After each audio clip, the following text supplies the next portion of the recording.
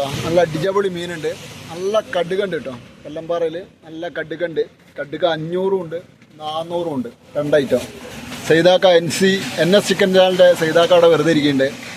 കഴിഞ്ഞിട്ട് നല്ല ഏട്ടതാ മുട്ട ഉള്ളതുണ്ട്, മുട്ട ഇല്ലാത്തതുണ്ട് കേട്ടോ. നല്ല കോലി ഉണ്ട് കേട്ടോ, പൂക്കോലി, ഒറ്റച്ചുണ്ടൻ കോലി എന്ന് പറയുന്നത്. അതായത് ഈ കോലിക്ക് ഒരു ചുണ്ടേ ഉണ്ടാവുള്ളൂ, നീളം ഉണ്ടാവുള്ളൂ, മറ്റേ നീളം ഉണ്ടാവില്ല. അതുകൊണ്ടാണ് ഇതിനെ പൂക്കോലി അല്ലെങ്കിൽ ഉറ്റച്ചുണ്ടൻ കോലി എന്ന് പറയുന്നത്. നല്ല അടിപൊളി നല്ല പൊടിയുള്ള മീനാണ്.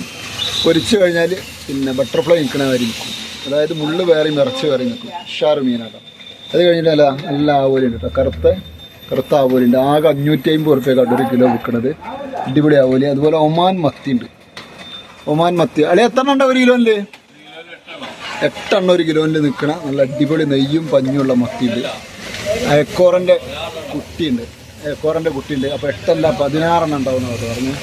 അത് കഴിഞ്ഞിട്ട് നല്ല സ്രാവുണ്ട് കേട്ടോ, അടിപൊളി. നമ്മളെന്ന് പറഞ്ഞാൽ 2 അടി അല്ലെങ്കിൽ 1.5 അടി മാത്രം നീളം വെക്കുന്ന സ്രാവുണ്ട്. അപ്പോൾ ഇത് സ്രാവിൻ്റെ കുട്ടിയല്ലേ എന്ന് ചോദിക്കണവർ ഉണ്ടാവും.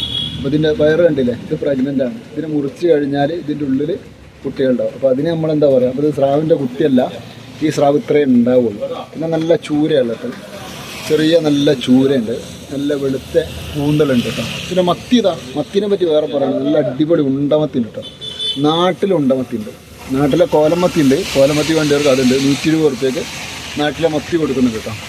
നാട്ടിലെ ഉണ്ടമത്തി വേണ്ടവർക്ക് നല്ല അടിപൊളി മത്തി 160 റുപ്യക്കാണ് നിൽക്കുന്നത്. മത്തി കണ്ടില്ല നിങ്ങൾ, എന്താ മത്തി, പഞ്ഞി ഉണ്ടാവും, വിളക്കെണ്ണ ഉണ്ടാവും. പിന്നെ നല്ല കണമീനാട്ടോ, അങ്ങ് ഉഷാർ ഒരു മീഡിയം കണമീനാണ്. ഫുള്ളായിട്ട് അല്ലെങ്കിൽ 2 പീസാക്കിയിട്ടൊക്കെ പൊരിക്കാൻ പറ്റിയ കരമീനുണ്ട്.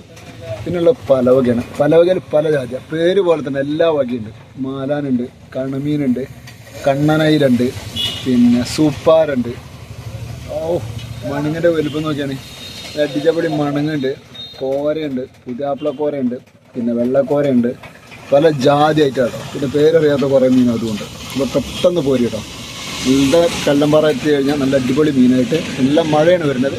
പെട്ടെന്ന് വന്നു കഴിഞ്ഞാൽ നല്ല മീനായിട്ട് പോകാം കേട്ടോ.